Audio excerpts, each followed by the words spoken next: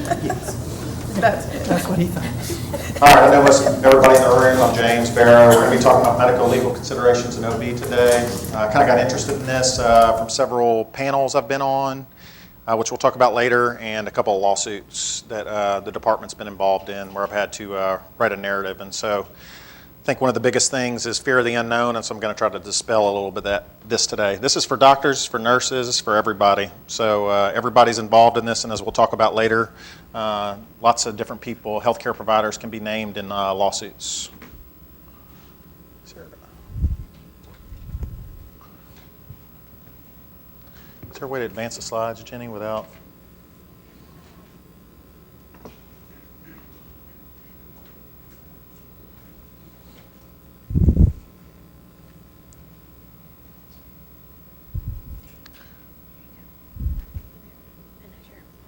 Okay. So these are the objectives. We won't read over those. So we'll start with a case presentation. This is probably one of the hardest situations. I think all the nurses and physicians in the room will agree. Day one, 10:30, patient comes in, 39 weeks, admitted for induction. She's 1 to 2, thick and high, and her fetal heart rate tracing is category 1. So this patient's starting out with a good strip. So I want to emphasize that. Baby is a healthy baby when it comes into labor. So this is day 2. Patient 6 to 7 centimeters has kind of fallen off the labor curve a little bit. But strip still looks okay, category 1 or 2, depending on how you talk about the variability and what you think the baseline is, and whether you think these are D cells and these are the baseline's up here or the baseline's down here. And so you need more of the strip to determine. But category 1 or 2, no need to do anything. Patients 6 to 7 at this point, so we keep on going. 4 o'clock in the afternoon, incidentally, we're about to do shift change with the physicians, which we'll talk about later, and this is the strip. And this is, I've seen this recently with a strip and a couple years ago from a lawsuit that we're dealing with, very similar strip. So you can see that we got big variables, the patient's pushing, and the variables are down into the 60s. And the big part about the strip is that during recovery period here, there's 0 or minimal variability. And the patient came in with good variability, definitely not acidotic, and now we're here and the patient's pushing. I think this is the worst situation for all the obstetricians because you have a patient that's pushing, it seems so close, and what do you do? If you take the patient back for a C-section, they're at a very high risk for complications of the C-section. Everybody knows cutting a patient that's complete and the head's way down there, lots of issues with vaginal tears and bleeding and things like that. So this is a tough situation. So I just want everybody to kind of think about this strip and this situation as we kind of proceed through the lecture. And hopefully by the end of the lecture, maybe you think about this strip a little bit differently. I know in my first 2 years here at LSU to my last few years here at LSU, the way I handle things like this has changed dramatically. And I think the more experience we get and the more bad outcomes that we see, it kind of jades how we practice a little bit. And so I may be one of the attendings that tends to jump to C-section a little bit earlier, and that's just because of some bad outcomes. And my goal is to have a healthy infant. So. Again, I just want everybody to kind of think about this strip as we go through. So we'll just have a little fun for a second. This is how not to act if you ever have to do a deposition. Let's see.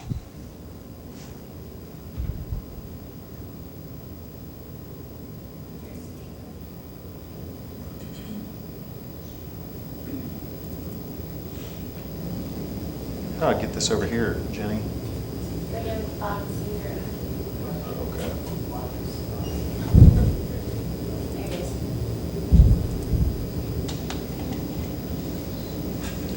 Still not coming up.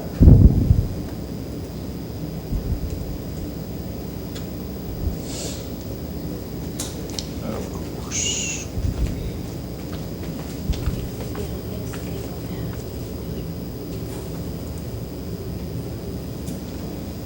This is why I wanted it up. Ready?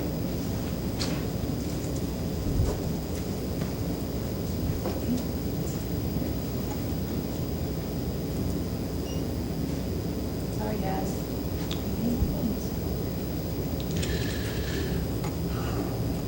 Thank you.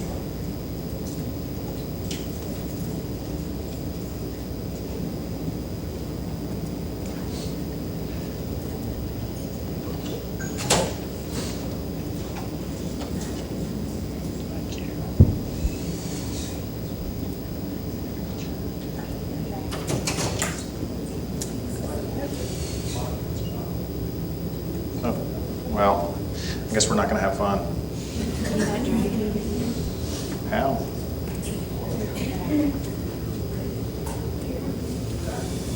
All right. Well, this kind of killed the whole thing, but we'll still try it. Just pretend it's still funny. Okay, so Alec Baldwin's in a deposition, and somebody accused him of having a God complex. Which makes me wonder if this lawyer has any idea as to the kind of grades one has to receive in college to be accepted at a top medical school. If you have the vaguest clue as to how talented someone is to be to lead a surgical team.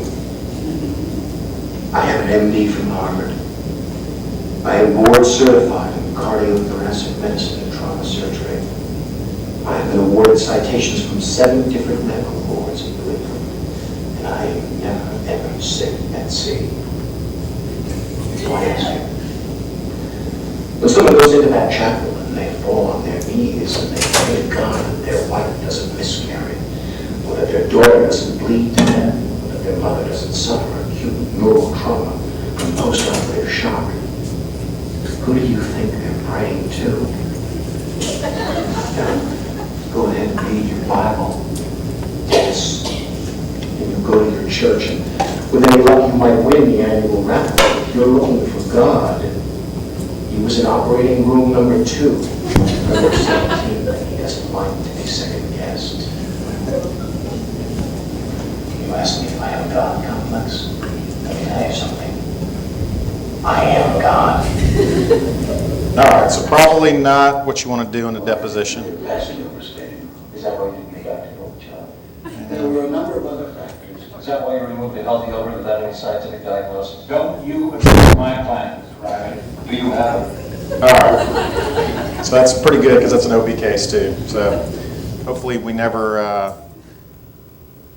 act like that. So that's how not to act in a deposition. We'll talk a little bit about depositions in a few minutes here. So the purpose of this presentation, as I alluded to earlier, is to get y'all to rethink how we approach patients, rethink how we approach situations, and kind of identify some gaps here at LSU that maybe we can work on to cover ourselves a little bit better. All right, so we have a unique environment here. We have no established relationships with patients usually. Sometimes when patients on the high-risk service, we'll get to know them pretty well. But generally, they come into clinic, they see a different resident, they have a different attending. If they come into the hospital, there might be 4 different attendings in charge of their care as we switch through several days. Lots of different nurses, lots of medical students going in and out of the room. We got nursing students, we got a whole host of people. So we don't have a good feel for the patient sometimes. And I ran into this the other day when I had a patient that was very dead set on having a vaginal delivery, and I didn't have a good rapport with the patient. It's hard to gain that rapport when you've talked to them for 5 minutes. Multiple attendings, like we talked about, we get all the transfers here. We can't transfer people to somewhere else. We can't refuse care. The patient the other day really wanted to go to a birthing center with midwives, and she couldn't afford it, and that's why she was here. And so she was trying to implement her plan in a kind of a non-traditional way at a traditional care provider. Neonatal outcomes, something Dr. Groom and I were talking about the other day. Dr. Groom's been pretty good about this, but we probably aren't as attendings and probably not as residents either. We don't see what happens to the babies. Caitlin and I had Erb's palsy. I don't think either one of us know what has happened to the baby since it's been discharged. And so, that's bad on my part, and this is commonplace around here. We don't see what happens with the babies. In private practice, I would deliver the baby, I would round on the mother, I would ask them how the baby's doing, they'd come back for their 1-week checkup, I would see the baby, I would know what's going on with the baby, and that would influence how I handled a similar situation in the future. And so I think a lot of the times bad things happen, they go up to NICU, and we kind of just forget about it. And so that's something that we probably need to do better here. Nurses have doctors close by at all times, so we have a unique position in that, especially in obstetrics. Out in town, nurse sees, evaluates the patient, the doctor's in the clinic or at home at night. Nurse reads the strip, calls the doctor, asks for orders, and they're kind of running the show in the labor unit. Here it's not the same, and so that's a unique situation as well. Patient population, as we all know, is very unhealthy here. I don't have to say too much about that. So we're going to go over some trends. I think a lot will surprise you because they surprised me. I think everybody thinks that med-mal is increasing, and if you look at the little uptick at the end, it is. This is just from Dept Healthcare. All they did was take the National Practitioner Data Bank, which records all settlements or judgments, and you can look this up online yourself. I just used this because they had nice charts that were easy to read. So the top is the total payout amount. So you can see the total payout amount nationwide is decreasing, and the total number of payouts is decreasing.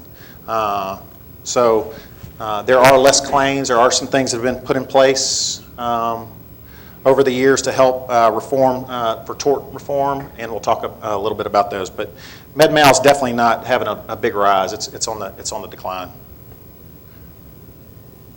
So if you're thinking about state by state, this is total payout. So this is not in proportion to the population.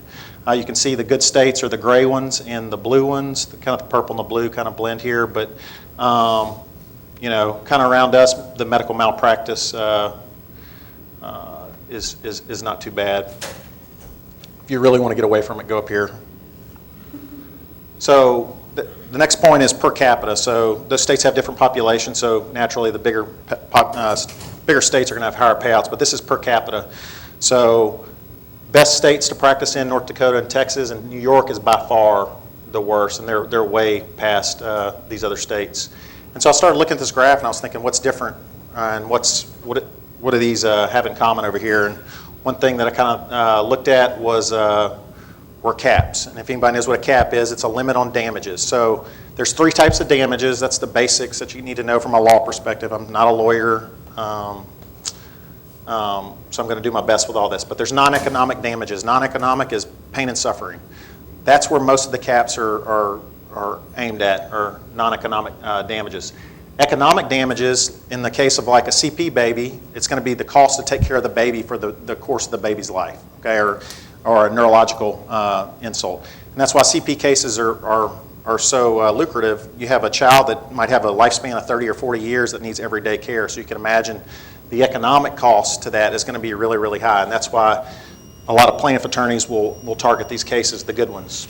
These are also very expensive to try. Punitive damages, you don't find that too much in med-mal unless the action by the physician or nurse or healthcare provider was intentional and it was an act of malice or gross negligence. And they do have some provisions in different states about this. Every state is different, so wherever you're going to practice, you just have to see what your local laws are. So to apply this to the last graph, all these but 2 had caps, and the ones with the highest per capita med-mal payouts, only 1 had a cap, and Maryland here had a really high cap. And the reason I have that a different color is because if you look at some papers about caps and are they effective, states with really high caps doesn't seem to make a difference. So this is a breakdown of allegations, and we'll talk about this. And this is where I want y'all to kind of focus as we talk, is there certain situations that are setups for lawsuits, and those are the ones you have to be more, I think, diligent about your documentation to sort of protect yourself. So by far the biggest claim around the United States for med-mal is failure to diagnose. And so an OB, that might be for Dr. Groom, maybe an ultrasound where the MFM missed something, and GYN, that might be you have an annual and you missed a breast cancer. That's very common. But that's by far the biggest reason for claims. And you can see obstetrics has its own little category on this chart as well.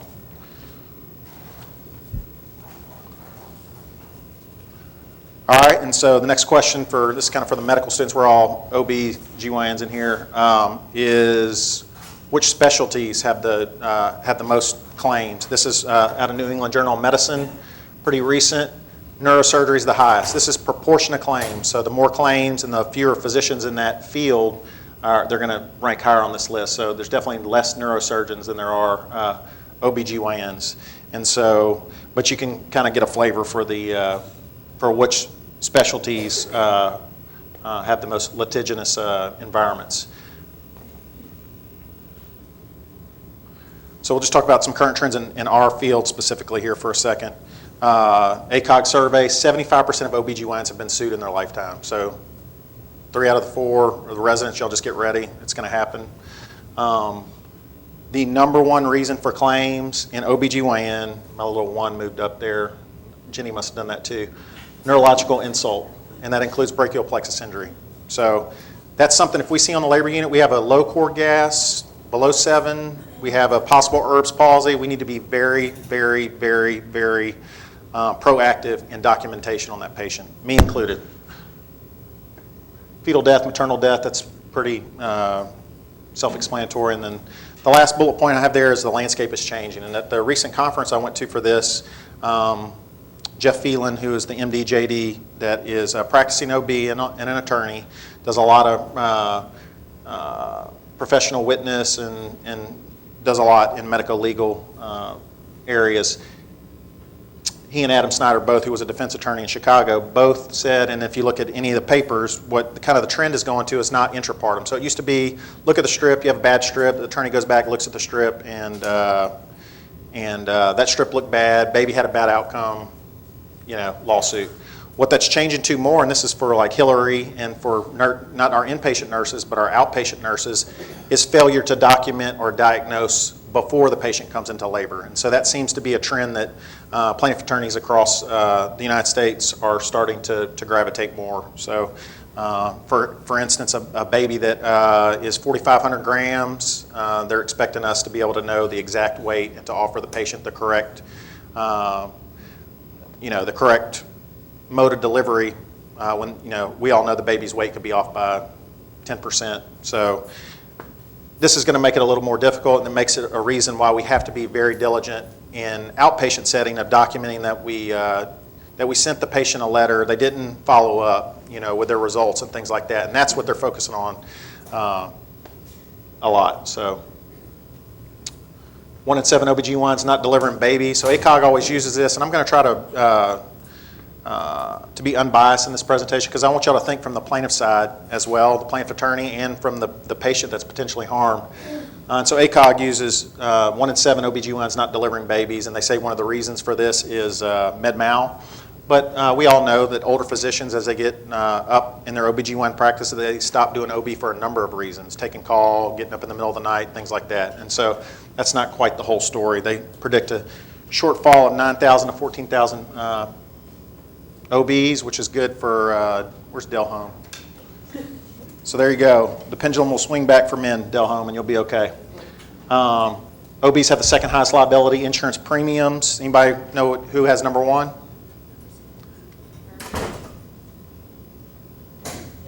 Neurosurgery, yes. And the average payment, this is pretty big for a CP baby or a neurologically impaired baby, is $1.15 million. So you can see why a plaintiff's attorney would want to go, why they would focus on cases like this.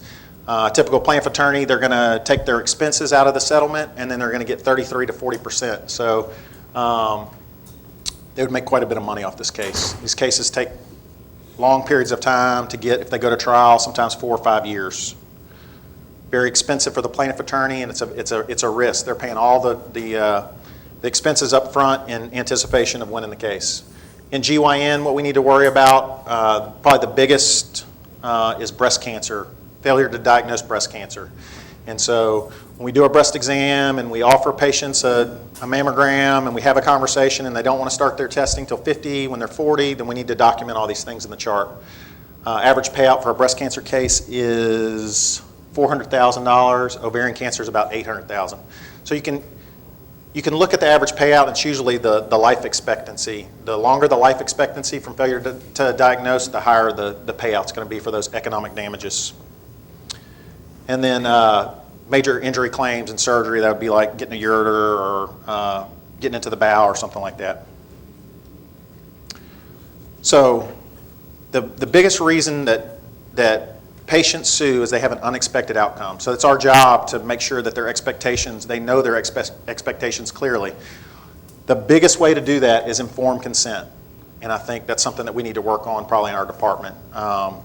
Patients, if they know an outcome is a possibility and you kind of tell them how likely that is and it happens, then they're less likely to sue. If they have no idea that you could have your ureter cut in a TLH and you cut their ureter, then that's an unexpected outcome and that's more likely to trigger a lawsuit. The other thing that some doctors don't do is they don't talk to the family after there's a complication. They go into hiding. They don't go and tell them what happened, and they try to avoid it. You do not want to avoid talking to the family. You need to go in there. There's lots of debate on what you should say, the exact words, but in general, you should sort of apologize for the outcome and have a discussion with the patient.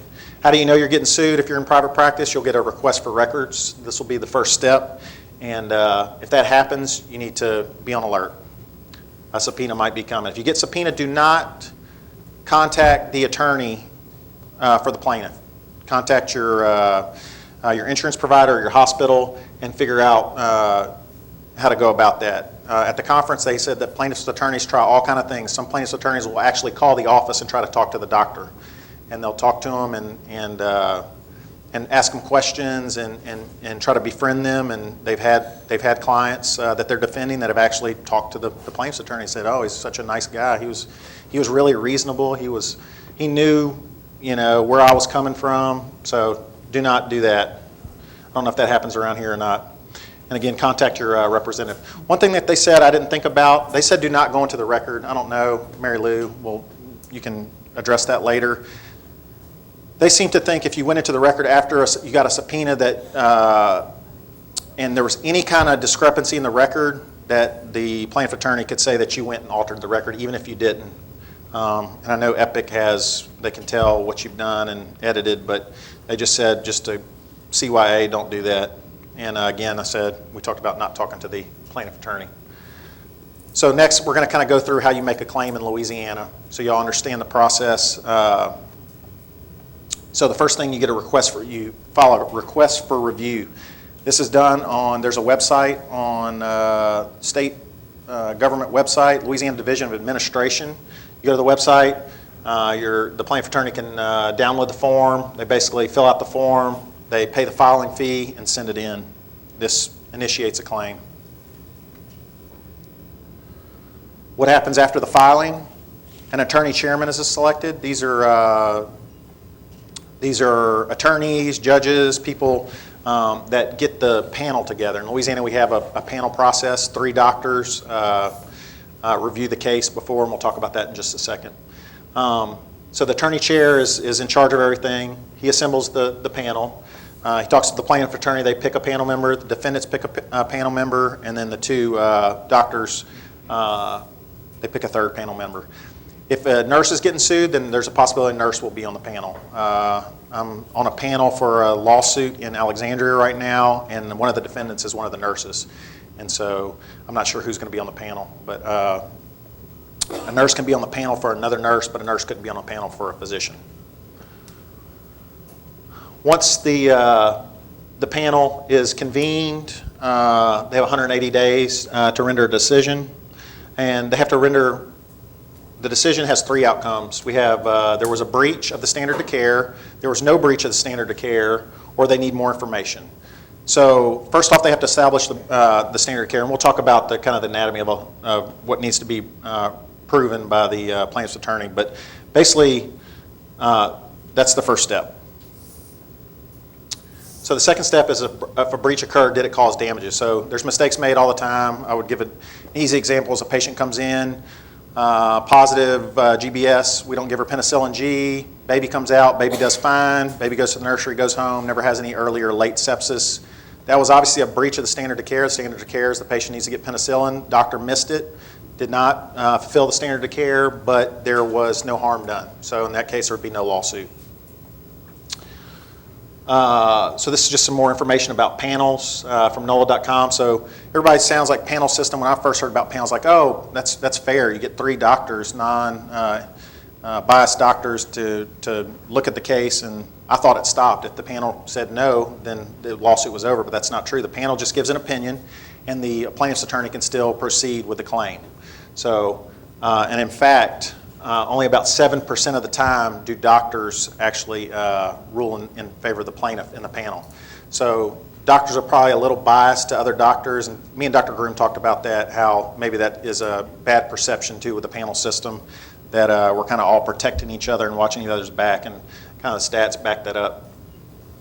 The members of the panel are compensated. If you're on the panel, you get about $300. If you're the head administrator, they make about $2,000. So this is quite an expensive process. 90 days for the plaintiff to file suit after the panel has met. So if these dates are not complied with, then basically the claim is null and void. And remember, if you're on a panel and you make a decision, you can be called to testify later. So keep that in mind too. So don't be trying to volunteer for that $300 to get on these things. All right, I got one more deposition to watch. So after the panel, the case may be dropped, the 2 parties could settle, lawsuit be filed. If a lawsuit is filed and it goes on, you'd have depositions. And this is another thing not to do in a deposition. This is Lil Wayne, who probably, Dr. Groom doesn't know who that is. Thankfully. Yeah, you should be thankful, because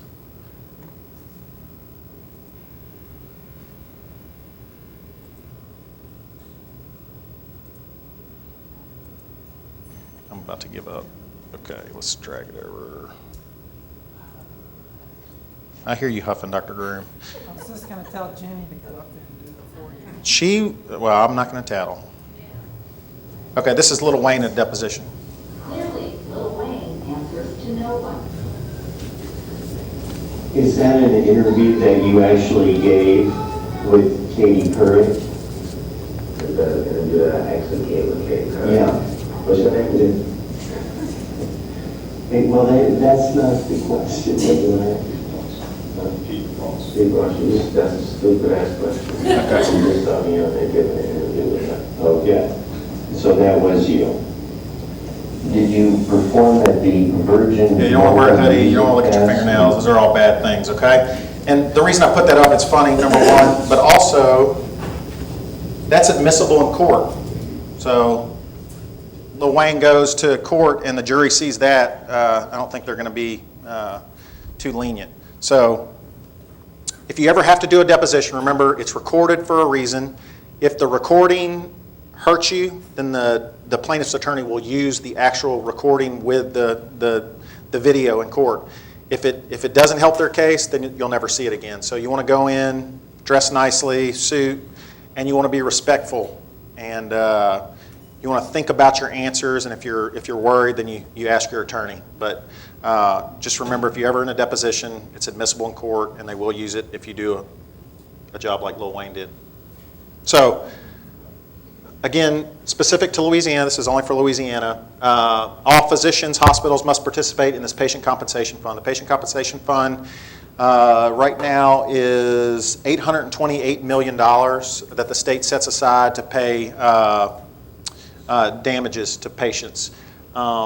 If for some reason you decided not to participate in this, then you are not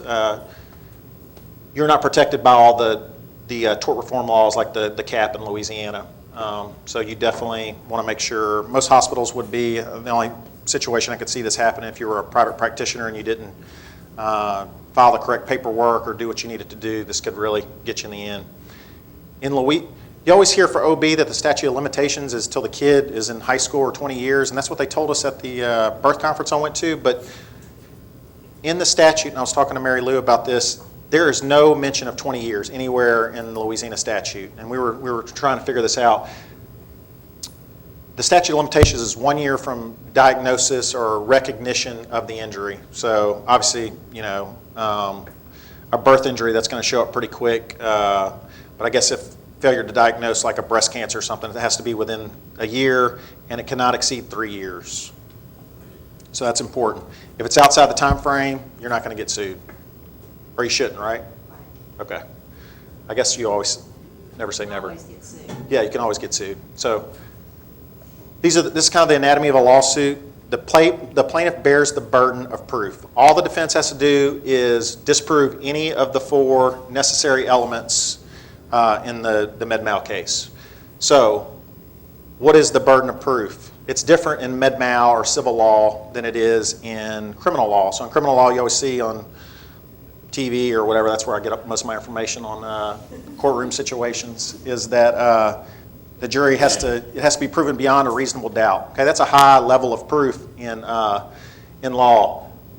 In civil law, it is a preponderance of evidence. So I didn't know what that meant, so I looked it up, and basically the description was it's got to be greater than a 51% chance that is likely. So they tell the jury that, and it's got to be greater than a 51% chance that any of these 4 things happen because of the physician. So the first thing you have to establish is duty or standard of care. Where duty comes in, an example would be an ER physician calls you as an OB or a GYN to come examine a patient and doesn't do a proper checkout, doesn't make you think that the situation is acute, talks to you on the phone and you okay the patient to come to clinic, and then something bad happens to the patient. Then you have to decide whose duty was it. Was it the GYN's duty to come in and see the patient regardless, or was it the ER doctor's duty, and who is at fault here? Then under duty comes standard of care. You have to establish a standard of care, and this is what we were talking about before. This is really difficult to do because standard of care is what an average physician would do in that situation. It's not the best care, it's not the worst care, it's what an average normal person would do in that situation. So the residents have sat in when we round with Dr. Groom in the morning. I think there's a variety of opinions always from different staff, and so that's hard to establish. And the other thing that makes that difficult is you can, the plaintiff attorney is going to find a professional witness, and they're going to testify that you violate. They're going to find somebody that will say you violated a standard of care, and so that has to be also, that's the first step. Then you have to decide if that standard of care, if the standard of care was breached. Like we talked about earlier, that'd be like you did not give the penicillin. Then there has to the breach has to cause damages. So the baby got GBS sepsis. You could prove the link from not giving penicillin as a standard of care. It was not given by the doctor. That's clearly a violation of standard of care. And the baby got sepsis and died. Then after that, the attorney has to argue damages. And so we talked about non-economic, economic, and punitive damages. And then it goes to the jury at the end, and they decide. So again, the outcomes are probably different than what y'all think. Only 5 to 6%, this is in high risk and low risk liabilities, only 5 to 6% of cases that go to juries return a plaintiff verdict. So that sounds good, but the thing to just remember is this green right here, the 27 and the 31 are settled cases. So, but you can see it's still a large proportion of cases are thrown out. And so things like the panels that we have in Louisiana, that helps with some of that to get rid of some of the frivolous stuff, because they go to a panel and the panel is like unanimous, and maybe the attorney didn't do due diligence like investigating the case, and then they get the panel and then they see that they're kind of up against a wall and they drop the case. So I just want to take a second to look at things from a plaintiff attorney's perspective. So attorneys they're guided by the law. We're guided by medicine and research, and 2 totally different ways to think. And this is from an article of a very successful plaintiff attorney, I think in Illinois, and they asked him about doctors, asked about all kind of things, and he says he respects doctors, but they deserve the same treatment. So the plaintiff's attorneys, they think that some of them there's bad doctors, there's bad lawyers, but most of them are really have the patient's interest in mind. And so we got to try to remember to separate that out and not take that personally. They're doing their job, we're doing our job, and this is what they feel is compels them, and they feel like they're doing good, or if they're just making money, whatever. This guy says specifically you can prevent a lawsuit with a quick, honest apology. We talked about that earlier. I remember we had the case with the lap a couple years ago, me and Shimshadini. We left a lap in. That's indefensible. We went and apologized to the family, got hospital administration involved, and I think it was settled pretty quickly. Again, he mentions this in the article. Again, frivolous lawsuits are not that common because it is so expensive, and the attorney takes such a risk to litigate a claim. They're paying the expert witnesses. They're using their time, which are billable hours, and if they lose, they get nothing. And they asked the attorney what the biggest reason he thought doctors how they messed up. And he said one was complacency and the other was tunnel vision. He said a lot of cases they focused in on one diagnosis and didn't keep a good working differential in their mind and missed something totally. And again, remember the most common reason to get sued is failure to diagnose. So what about nurses? Nurses get sued too. And you can just type it in on PubMed. You can go on the National Practitioner Data Bank and look at the statistics for nurses. But this is one of the case examples out of one of the journal articles. So 5-month-old infant is in the ICU. Nurse doing a good job, notices a drop in the potassium level in the labs, calls the doctor. It's a resident on call. Of course, it's always a resident. And the resident orders potassium chloride for the baby. The nurse gives 10 times the dose. It was her duty. Standard of care is violated. So now we got to prove that it caused damages. The baby dies, so there's the causation, and the hospital investigates the matter and finds out that the nurse A was not supposed to give IV potassium chloride. That was not in the policy in the nursing manual, and that B, she gave 10 times the dose that she was ordered to give. So this is like a slam dunk. What are the stats on nursing? So it is going up. Just remember, adverse action includes more things than just malpractice payments. This includes licensure issues, claims, other things. And so you can see there is a rise. And if you look before this, there was a sharp rise before 2004, and we'll talk about why here in just a second. But you can see overall the numbers aren't real big for payouts nationwide. But in going to the conference, one of the big trends in OB are they're naming the nurses as well as the physicians. Again, we don't have that situation here because we kind of have a unique setup. But you can imagine if you're one of the labor nurses, if you're working out in town and you're having to call a doctor and you're having to interpret the strip and you're having to let that doctor know how important it is for him to look at the strip or whatever, how there could be some pushback and not kind of really operating on the same team.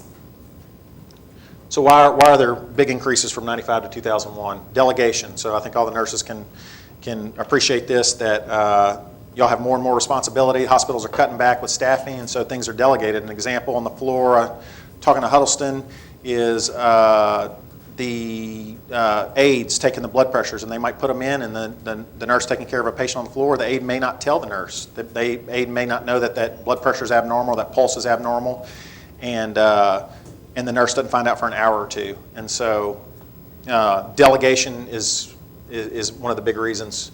Early discharge, probably 10 years ago, we weren't sending people home day of surgery for a hysterectomy. We do that commonly now. So you can imagine keeping a patient for 3 or 4 days, you know that they're good and well, and you're not going to have to worry about them coming back or having an issue that would have had it by now. And that's not the case anymore. Nursing shortages and cost control, I don't think I have to say too much about that. I think everybody's seen with the hospital coming in how there are formulas to come up with staffing, and sometimes those don't really match what's really going on, and so that's always a constant give and take, but that's a big reason why nurses are having more claims. Advances in technology, fetal heart rate monitoring is not that new, but that would be an example. Back 30 years ago, a nurse didn't have to sit and look at a strip and decide how much variability they had, and if it was a category 1 or 2 or 3, and if they thought the baby was acidotic, it wasn't to that extent. So that's an example of that. Increased responsibility and autonomy. Since nurse practitioners have gotten more and more autonomy, CRNAs have more and more autonomy and can do more things, spills over to general nurses. So along with them getting increased autonomy and increased responsibility for things happening, y'all get it too, whether you like it or not. Another big thing is patients are more informed. They have a complication, they can just pull out their phone, look on Google, and say, Erb's palsy. They can look it up, and in a heartbeat, they can look and they can start, asking the nurse, did my doctor do this? Did this? What did it say about the birth weight in my chart?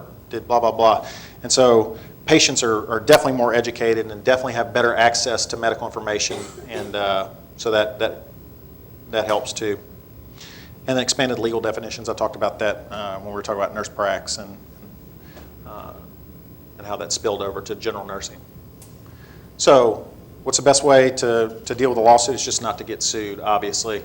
And so I want to talk about documentation and nursing and physicians, because we have this, in the past, we were all under LSU. Now we're not.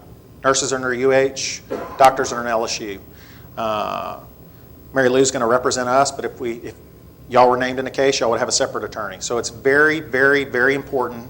And at the birth injury conference, Jeff Phelan and the defense attorneys made a huge deal out of this, is to make sure that there is no disagreements or there's no infighting in the note. And so I know sometimes, I've done it in the past when I was a resident, even when I was a staff, you make little chippy comments or put some things that should not be in there. You do need to stick to the facts, right? So an example, if a nurse notifies you and she says a strip's category 2 and you think it's category 1, then she's going to document category 2. That's what they should do. That's what she thinks it is. It's an opinion. It's not a big deal. And then you should document that you were notified by the nurse that it was a category 2 strip. However, you feel it's a category 1 strips, and no further measures are needed. So you just leave it simple like that. You don't say, the nurse came up to me and told me I had, give this big, lengthy. Keep it very simple, because what will happen is the plaintiff attorney will get the records and they'll say, look, this nurse and this doctor are obviously fighting through the record. Can you imagine what it's like in that labor unit? How can they do anything together? There's no camaraderie, no teamwork. This is a setup for bad things to happen, and that's what happened to my client. So you have to be very, very, very careful about this. So we want to have a unified approach, only the facts.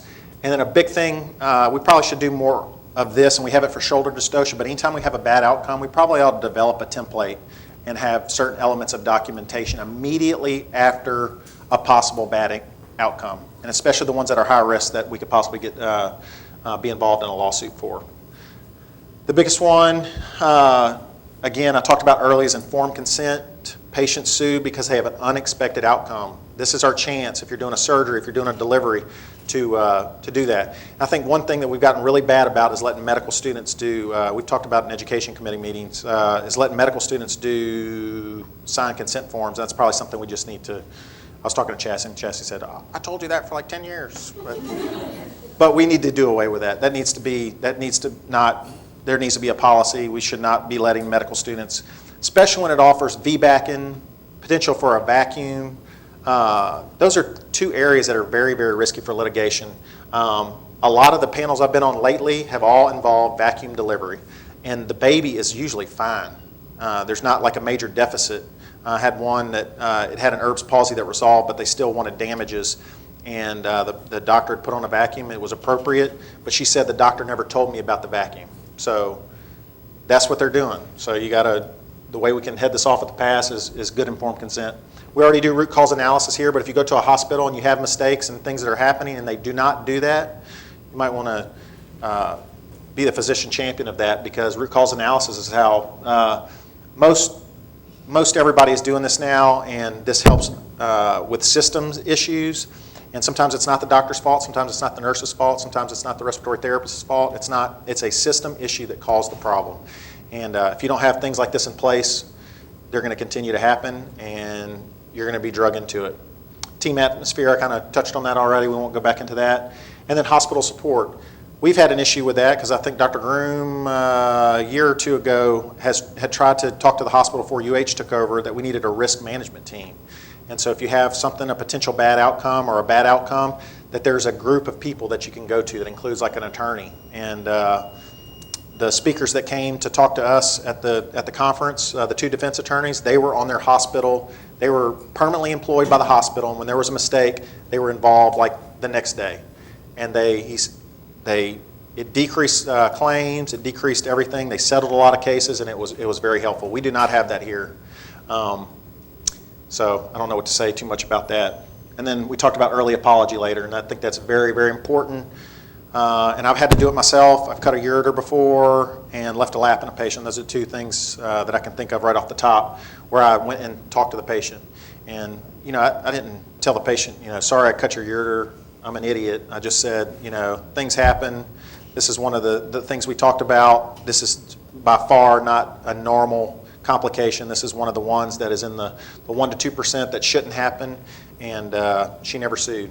So she came back over and over again. I saw her. I took control. I brought her to the private clinic. I took care of her every time she was admitted to the hospital. I went and took care of her, even if she was through the emergency room on a different service. And, just to try, that was the best thing I could do.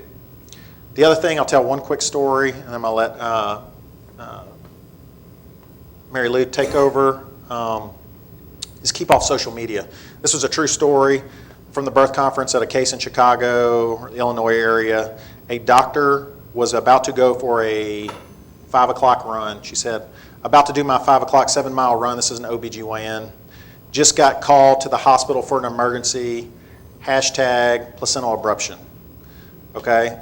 It tagged it on Facebook. It tagged her location and the time that she got on. This is an extreme example, obviously, but this is real. This is stupid. She got on, made that post, and then went to the hospital. So plaintiff attorney, they ate that up. They're like, oh, so I guess it wasn't too big of an emergency. You got on Facebook and posted where you were going and what you were doing, and they connected the patient with the with that, and it was a debacle. The defense attorney said it was undefensible. They settled the case immediately, and it was for a lot of money. So maybe not to this. Maybe probably none. I would hope none of us in the room are that dumb, but we do. Some people still do get on social media and make comments and do things, and you have to be really careful and just keep work out of social media. Period. It shouldn't have anything to do.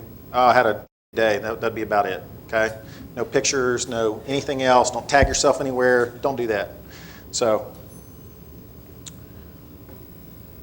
All right. And so just again to reiterate a point, I hope that looking at this strip now, after I talk to y'all for about 30 or 40 minutes, changes something in the way that you would approach this situation. I'm not saying you should do a C-section or how you should manage it, but something I would hope would change for all the providers in the room when you have a situation like this. And if I got that through, then I feel like this presentation was a success.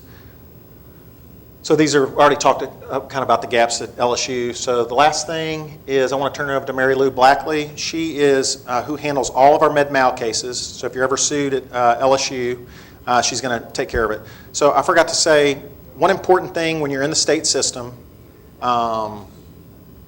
your defense is handled by the state's attorney's office or the attorney general's office, and they're assigned to you. We don't have to go out and get a lawyer, and they do it all the time.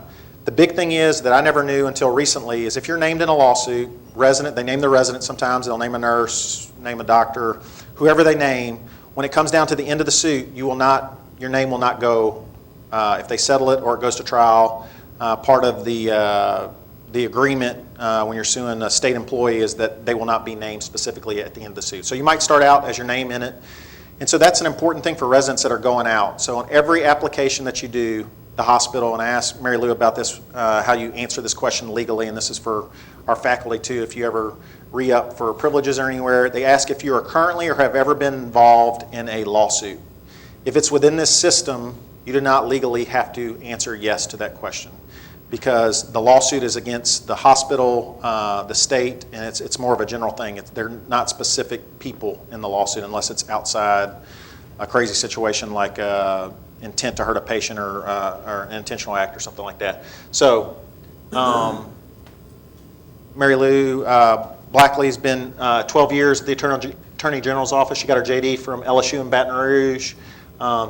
She's done mostly med-mal over the past, especially the past more recently, and she's kind of the expert here. And what I'd like to do later, at a later date, is maybe get her in to talk to the faculty and to the nurses and have like a multidisciplinary meeting and to look at some things that we could probably improve on with the recommendations from the attorney side. So with that, I'm gonna let James, just a real quick question. So if nobody's specifically named in an LSU state suit, what's reported to the database?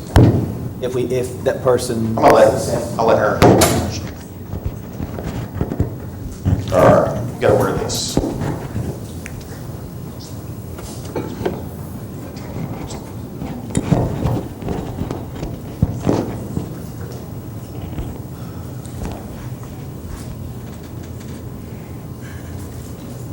So I appreciate Dr. Barrow inviting me to share some information with y'all. As he said, I mostly do med-mal work, and I want to address just first a couple of things that he mentioned briefly, and that is the panel process is good for weeding out not only frivolous lawsuits, but weeding out lawsuits that just really are not going to be worthwhile for an attorney to pursue. So the panel process does provide some benefit in that respect. The negative aspect of the panel process is that it retards the process of getting from beginning to end of the claim, because the panel is appointed and it expires within 1 year of the time the attorney chair is appointed, but it can be extended, and oftentimes it will take some time to get through the panel process. And then if you think about the statute of limitations, and we call it prescription in Louisiana, so any other state is going to be talking about statute of limitations. But if you hear the word prescription, that doesn't mean your local pharmacy. It means to us when the time to assert your rights runs out. And although there's a 90-day window after the end of the panel for the person to file suit, if they had any time left on their 1 year when they file their panel request, then they have that time left as well. So it can be a fairly lengthy period of time that you have to wait after the panel rules to see if the other person's going to file suit before you can say, shoo, I'm done with that, I don't have to worry about it anymore. But ordinarily, all you need to do is contact the attorney that was dealing with the case for you, and they'll let you know when you can forget about keeping your materials or your information about that lawsuit. Now, I wanted first to address how you can help the attorney that's appointed to represent you in LSU. If you are sued as a resident, and this really doesn't apply to the nurses since they are UH employees now, but they will have another attorney from the private sector that would represent them. I am a state employee just like everybody else in here except those who work for UH. So I have to keep up with my time, but I don't have billable hours. I'm going to get paid regardless. And my objective is to represent LSU, doctors, residents, anybody else who's employed by LSU, and to make sure that your rights are protected. So how you can help me is I'm going to always contact you in writing first. And the first thing, as Dr. Barrow said, don't talk to an attorney without knowing that you're okay to talk to that attorney. So there will be plaintiff's attorneys who may try to call you and talk to you about a case before they may actually file a claim. Do not talk to an attorney without checking with legal affairs. So the reason that we always make our first contact in writing is that we want you to be able to confirm with legal affairs before you talk to anybody that it's okay. So they will know who's going to be representing LSU and the resident or the faculty member before you get a letter from anybody. So if you get a letter, it's going to be by fax or email, and it will give you, in the end of the letter, instructions to please contact legal affairs and confirm that it's okay to talk to that particular person. It would not always be me necessarily, although I do most of them, but we have 2 or 3 other attorneys in the office that may end up handling a medical malpractice suit. The second thing is if you get a letter, and of course we want you to promptly check with legal affairs and then promptly contact the individual and make an appointment to have a meeting. But don't go back and talk to a nurse, a therapist, or someone else who was in the room because particularly with the UH employment of the staff and the LSU employment of the doctors, we don't want there to look like there's a coordination of stories, and it's just better if you don't let their take on things influence what you're telling the attorney that's going to be representing you. So it's just better to meet with the attorney and not actually go talk to anybody else and say, well, what do you remember about this? Or what's your take on how that happened? Or to refresh your memory. Your attorney is normally going to have the medical records before they come to visit with you.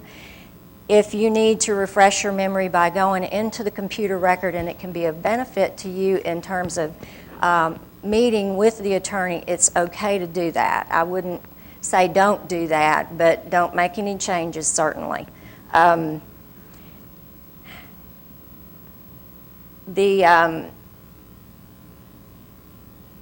first contact is just the beginning of the whole process. Once you respond and you schedule a meeting, we will accommodate you in whatever way we can. We're going to come to the hospital. We'll meet you anywhere you want. We'll meet you outside hours. I've met a resident up here on a Saturday because it was just the only time that he had to meet. But it's imperative for us to meet, develop a relationship, and try to understand each other. When you meet with the attorney, remember, we're not doctors. And we may know some of the acronyms y'all use and some of the abbreviations, but when it comes to knowing the details of what you do on a daily basis, strips, you gotta talk to us like we're 6 years old. And take us from the beginning and let us know. I'm going to talk legalese, and if you don't understand it, you tell me, and I'll try to explain it in normal language. And we need y'all to do the same thing for us.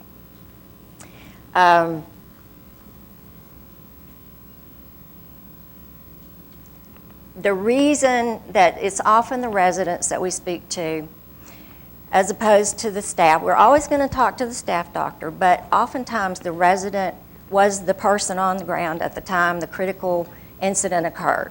And it's always personal knowledge that is the best evidence. There is a statute that says you can't introduce it in court unless that person has personal knowledge. So oftentimes that's going to be the resident, and there's just no way to get around that. Now, we'll also talk with the staff, but they don't always have that complete idea of what the clinical picture was or what exactly happened. They may come in after the incident has occurred. So it's important that we speak with the resident, the person who was doing the hands-on care, and that we get the information firsthand from them about what we need to do. That doesn't say that we will not make a decision about defending a lawsuit or pursuing a settlement until we've talked to everybody that we need to talk to, and sometimes that's a lot of people. But you can always count on the fact that we're going to need to interview however many residents we need to interview, and it doesn't mean that you're necessarily going to be involved in a lawsuit or involved in a medical review panel where maybe your name wasn't even in the medical records, but oftentimes we will contact somebody in the medical records and they were just the note taker. They just wrote the note. So we need to know, and we have to go investigate back up the line as to who was the decision maker, what they knew and when they knew it, and those kinds of things. So it's important to just call us, let us know what your role in the case was, and then we can take it from there as to whether or not you need to be involved in any other way. If you're asked to provide a narrative because you are the person with first-person knowledge, then just try to provide it as promptly as you can. We know you're busy. We'll do whatever we can to help you. We'll give you examples of things that we've had in the past that we've used. And it's usually just asking for your recollection of what happened and what the clinical picture was and what you did and why you did it. And that's really just the beginning and the end of it. This is for the panel. I'm just talking about the panel process. Is it narrative admissible later on? It can be.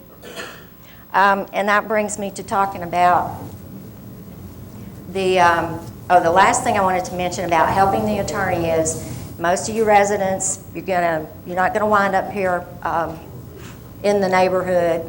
You may go on to fellowships or practices in other states. So please leave good contact information with the resident coordinator, with somebody, so that because we have the panel process and it may take a couple of years to get to the end of that, then we have the 90 days that they have to file the suit. And sometimes it may be 3 years later that you get a call saying, well, so-and-so wants to take your deposition about that case. You remember that panel that you were involved in?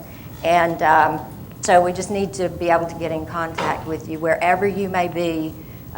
If you're in a distant state, we can go take a video deposition. We wouldn't necessarily have you come back. Ideally, we'd like for you to come back and testify if we're going to go to trial in the case, because that shows the jury a person to consider when they're making a decision about whether or not there was a breach of the standard of care and whether or not the team was working together as it should have been working. I want to mention a couple of things that you're not covered for. And as Dr. Barrow mentioned, that in the state system, if you are a resident, a faculty member, any employee of LSU, you are covered under the state risk management plan, and you are provided with medical malpractice coverage. You are not covered for just two things if you're a resident. It's everything in the course and scope of your residency training would be covered. You're not covered for any injury or death to a patient which results from gross negligence or from any willful or wanton act or omission. That's the way the language of the statute reads. I'm going to say that would be something like, well, like if the woman who posted on Facebook, if she hadn't gone and she knew it was going to be a bad outcome if she didn't appear pretty quickly, that's kind of gross negligence.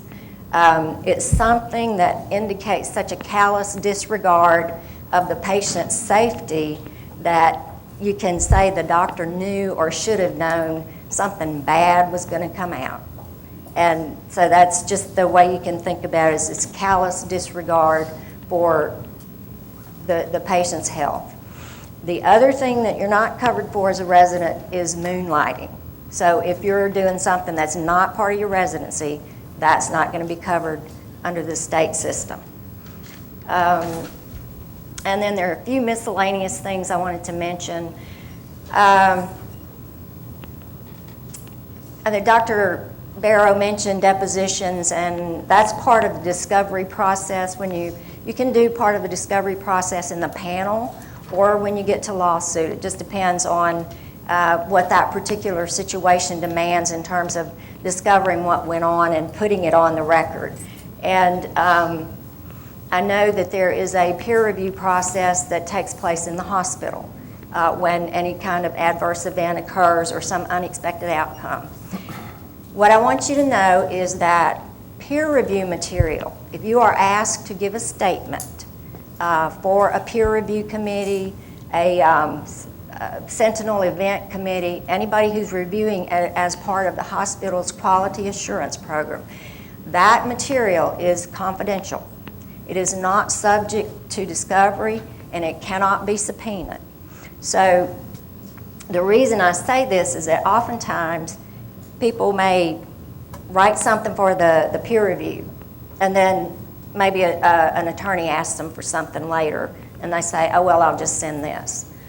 It's not a good idea, because then that opens the door for the other side to claim that you've waived the confidentiality and that is statutory confidentiality. It's designed to allow people in the hospital to be very objective in reviewing the actions taken by their healthcare providers so that they can improve the quality of care. And to have to give out that information would kind of put a chilling effect on that. So there is a statute that says we don't have to give that up, and I have actually tried a motion to try to get our peer review stuff, and we were able to keep it secret. But if you say anything about it, then it could be construed as a waiver, and so we'd like to avoid that if possible. If you want to use what you did for the peer review as the basis for what you do for a narrative, that's fine, but there should never in any circumstance be any production of peer review material to anybody, including the attorney. There are a couple of different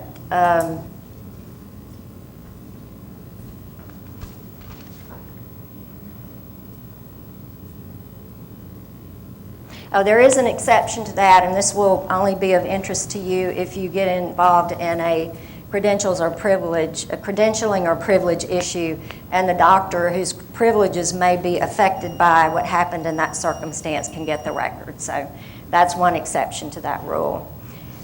The other statute I wanted to mention to you is that it's specifically provided that if you say, "I'm sorry," if you deliver apology, if you try to explain to the patient what happened, as Dr. Barrow has encouraged you to do, that cannot be used against you as evidence of liability.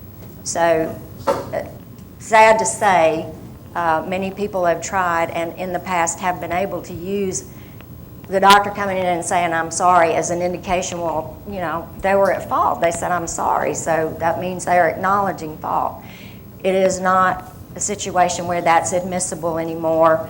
It would be otherwise, say, what we call a statement against interest, and that's a little esoteric hearsay rule information that you don't really need to know about, but feel safe in delivering an apology and a brief explanation, very simple explanation about what occurred and that you are sorry that adverse outcome occurred to that patient.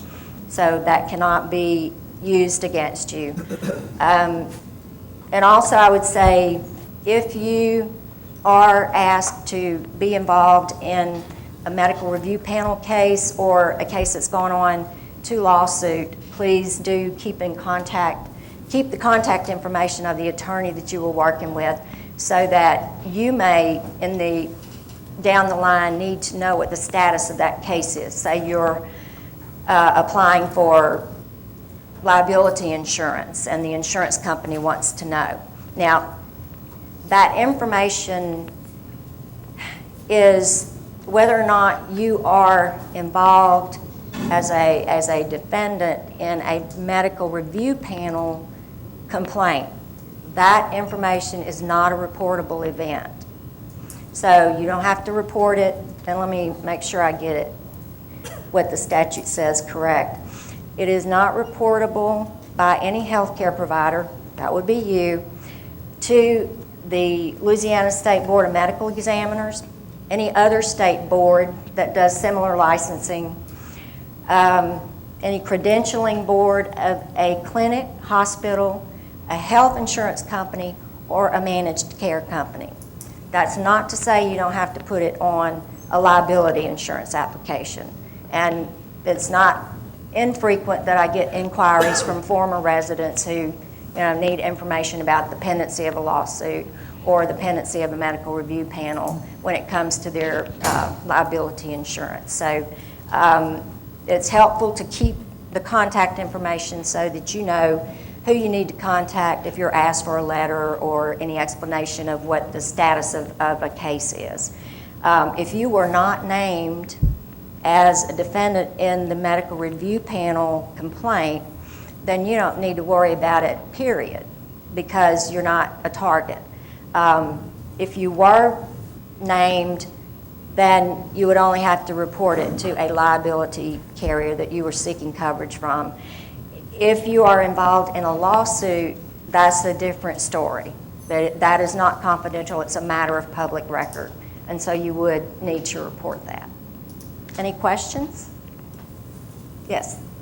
A lot of the states that have put these peer reviews in place have done that to prevent suits from going to court. And I've done in the last year and a half, one for Kentucky and one for Tennessee. And if they say no, they don't go. You're saying in this state they can still sue even if they say there's no merit to the case? Correct. How many of those actually go once they get a no verdict from the board? I would say 5%.